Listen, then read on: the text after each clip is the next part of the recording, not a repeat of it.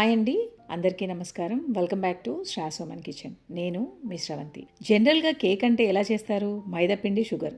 అలా కాకుండా ఈరోజు మనం చాలా హెల్దీ అయిన కేక్ రెసిపీని చూపించబోతున్నాం. అదేంటి హెల్దీ అంటారా? ఇందులో నేను మైదాపిండికి బదులుగా గోధుమ పిండి వాడాను, అలాగే షుగర్కి బదులుగా బెల్లంని వాడాను.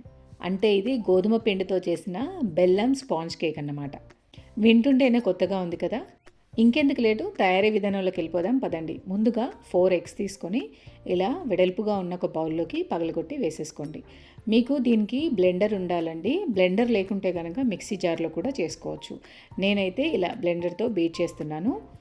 1 పాయింట్లో పెట్టేసి ఎగ్స్ ఎల్లో కలర్ నుంచి వైట్ కలర్ వచ్చేంత వరకు 2 to 3 minutes వరకు ఇలా బ్లెండ్ చేసుకోవాలి. కలర్ అనేది కంపల్సరీగా కాస్త ఇలా హాఫ్ వైట్లో ఉండే కలర్కి మాత్రం ఖచ్చితంగా రావాలండి ఎగ్స్ బీట్ చేసినప్పుడు. అప్పుడే మనకి కేక్ అనేది పర్ఫెక్ట్గా వస్తుంది. ఇప్పుడు దీంట్లోకి 1 to 1.5 స్పూన్ వరకు వెనీలా ఎసెన్స్ని వేసుకోండి. మనం చేస్తుంది బేసిక్ వెనీలా స్పాంజ్ కేక్. తర్వాత దీంట్లోకి 1/2 కప్పు వరకు కుకింగ్ ఆయిల్ని వేసుకోండి. నేను ఇక్కడ సన్ఫ్లవర్ ఆయిల్ వాడుతున్నాను. ఎలాంటి ఫ్లేవర్ లేని ఆయిల్ మాత్రమే వేసుకోవాలి. తర్వాత దీంట్లోకి ఒక 1 కప్పు వరకు జాగరీ సిరప్ని వేశాను. జాగరీని 1 కప్పు వరకు తీసుకొని కొద్దిగా వాటర్ వేసేసి దాన్ని ఇలా చిక్కగా సిరప్ లాగా చేసుకోవాలి. అప్పుడు మనకి ఇలా తిన్నుగా ఉండే జాగరీ సిరప్ రెడీ అవుతుంది. పాకం రానక్కర్లేదు, జస్ట్ అది మెల్ట్ అయిపోయిన తర్వాత వడగట్టుకొని ఇందులో వేసేసుకోవాలి. డైరెక్ట్గా బెల్లం తురుము వేసుకోవచ్చు, కానీ బ్లెండ్ చేసినప్పుడైతే మనకి కరెక్ట్గా కరిగిపోదు.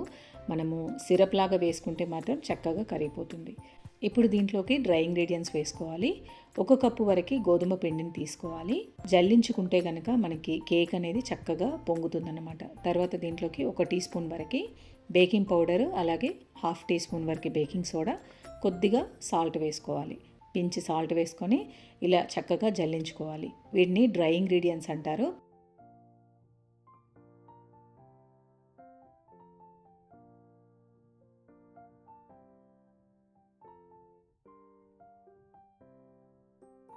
పిండిని జల్లించుకున్న తర్వాత మనం బీట్ చేసుకున్న మిక్చర్లో కంప్లీట్గా కలిసేలాగా ఎక్కడా ఉండలేకుండా చక్కగా కలుపుకోవాలి. కట్ అండ్ ఫోల్డ్ మెథడ్లో కలుపుకోవచ్చు, లేకుంటే నార్మల్గా అయినా కలుపుకోవచ్చు. ఎగ్స్ మంచిగా బీట్ చేసుకుంటే కనుక మనకి కేక్ అనేది చక్కగా పొంగుతుంది. తర్వాత దీంట్లోకి ఒక 1/2 కప్పు వరకు రూమ్ టెంపరేచర్లో ఉన్న మిల్క్ని వేసుకోవాలి.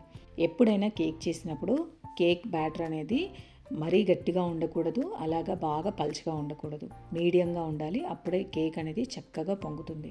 దీంట్లోకి నేను ఇలా నట్స్ వేస్తున్నాను. టూటీ ఫ్రూటీ, అలాగే సన్ఫ్లవర్ సీడ్స్, పంప్కిన్ సీడ్స్, కొద్దిగా బాదంని చిన్నగా ముక్కలు కట్ చేశాను. ఇది ఆప్షనల్ అండి, మీకు నచ్చితే వేసుకోవచ్చు, లేదంటే ఇలా ఇదే బ్యాటర్ని కేక్ లాగా రెడీ చేసుకోవచ్చు. పిల్లలకి బాగా ఇష్టం అని చెప్పేసి నేను నట్స్ వేశాను. నట్స్ వేసాక ఒకసారి కలిపేసుకోండి. తర్వాత ఇప్పుడు ఈ బ్యాటర్ని పక్కన పెట్టేసుకొని మనకి కేక్ చేయడానికి కేక్ మోల్డ్ని రెడీ చేసుకోవాలి. ఈ టిన్ అండి, దీన్ని టిన్ అంటారు. దీనిలో కింద కొంచెం బటర్ రాసేసి బటర్ పేపర్ వేశాను. దాని షేప్లో కట్ చేసి ఆ చుట్టూ కూడా బటర్ రాసుకుంటే మనకి కేక్ ఇక్కడ అంటుకోకుండా చక్కగా వస్తుంది. తర్వాత మనం తయారు చేసుకున్న పిండిని ఇందులో వేసేసి ఒకసారి ట్యాప్ చేసుకోవాలి. తర్వాత పైనుంచి నట్స్ వేసేసుకోండి. ఇది పైనుంచి నట్స్ వేసి దీన్ని పక్కన పెట్టేసుకోవాలి. అయితే మనము ఇప్పుడు స్టవ్ మీద చేస్తున్నాము. ఓవెన్లో చేసుకున్నట్లయితే 30 minutes వరకు 180 degreesలో హీట్ చేసుకుంటే సరిపోతుంది. నార్మల్గా స్టవ్ మీద చేసినప్పుడు ఇలా వెడల్పుగా ఉన్న ఒక గిన్నెని తీసుకొని దాంట్లో ఒక స్టాండ్ పెట్టుకోవాలి. దాన్ని ఒక 10 నిమిషాల వరకు ప్రీహీట్ చేసుకోవాలి. మన వేసే గిన్నె అనేది దాని లోపలికి వెళ్ళిపోవాలన్నమాట.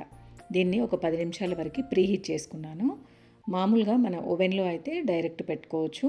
180 degreesలో 30 minutes పెట్టుకుంటే సరిపోతుంది. మనం ఇలా స్టవ్ మీద బేక్ చేసినప్పుడు ఒక 25 to 30 minutes వరకు పడుతుందండి. ఇలా మూత పెట్టేసుకొని దానిపై నుంచి ఏదైనా బరువు పెట్టుకోవాలి. నాకైతే 30 minutesలో పర్ఫెక్ట్ కేక్ అనేది రెడీ అయిపోయింది. కేక్ పర్ఫెక్ట్గా వచ్చిందా లేదా అని తెలుసుకోవడానికి ఏదైనా నైఫ్ కానీ లేదైనా టూత్ పిక్ కానీ లోపలికి ఇచ్చేసి చూసుకుంటే మనకి దానికి ఏమీ అంటుకోకుండా బయటకు వచ్చేస్తే కనుక కేక్ పర్ఫెక్ట్గా వచ్చినట్టు. చూడండి, నేను ఆల్మోస్ట్ 30 minutesకి చూశాను. నా దగ్గర ఇలా పొడుగ్గా ఉండే నైఫ్ ఉంటే పెట్టి చూశాను. దానికి ఏం అంటుకోకుండా వచ్చేసినట్టయితే మనకి కేక్ పర్ఫెక్ట్గా వచ్చినట్టు. చూస్తేనే తెలుస్తుంది. చూడండి, చుట్టుపక్కల చక్కగా బేక్ అయిపోయి విడిగా అయిపోయినట్టు అయిపోయింది. వేడిగా ఉన్నప్పుడు కేక్ ఎప్పుడు కూడా మనం తీయకూడదు. కాస్త చల్లారిన తర్వాతనే కేక్ని తీసేసుకొని మనం రివర్స్ చేసుకుంటే కనుక పర్ఫెక్ట్గా వస్తుంది, లేదంటే కేక్ విరిగిపోతుంది. ఒక 15 మినిట్స్ తర్వాత నేను ఇలా కేక్ని రివర్స్ చేసేసాను. చూద్దాం, చూడండి ఎంత పర్ఫెక్ట్గా వచ్చిందో. కేక్ ఒకవేళ కింద కుక్ అవ్వకుంటే మనకి పిండి పిండిలా ఉంటుంది. నేను చెప్పినట్టుగా చేస్తే మనకు పర్ఫెక్ట్ కేక్ రెడీ అవుతుంది. చూడండి, కింద వేసిన బటర్ పేపర్ తీస్తుంటే ఎంత చక్కగా వచ్చేస్తుందో. చాలా బాగుంటుందండి, చాలా టేస్టీగా ఉంటుంది అండ్ హెల్తీ కూడా.